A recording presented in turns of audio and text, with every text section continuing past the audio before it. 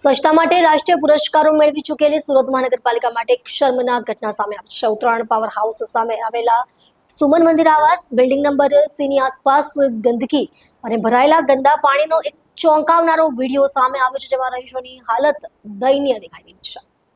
સ્થાનિક રહીશો જણાવ્યું હતું કે બિલ્ડિંગ પરિસરમાં રોજિંદા ધોરણે ગંદુ પાણી ભરાઈ જાય છે, જેના કારણે ચોમાસું ન હોવા છતાં પણ પાણી જ ભરાયેલું રહે છે. આ ગંદા પાણીમાંથી દુર્ગંધ ઉપરાંત મચ્છરોનો પ્રજનન દર ઝડપથી વધી રહ્યો છે.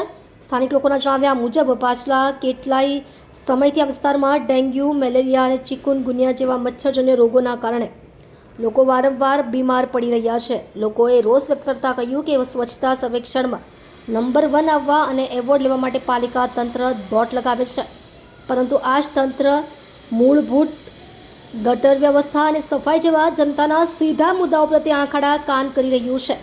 આવામાં ઘટના સુરત જેવા સ્માર્ટ સિટી માટે ગંભીર બેદરકારી સાબિત થઈ છે.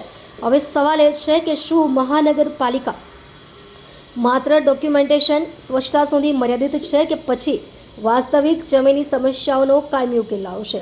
રહીશોએ તાત્કાલિક સ્વચ્છતા અભિયાન અને ગટર લાઇનના યોગ્ય ડ્રેનેજની માંગ કરી છે, નહીંતર આવનારા દિવસોમાં આ વિસ્તાર મોટી આરોગ્ય કટોકટીનું કારણ બની શકે છે.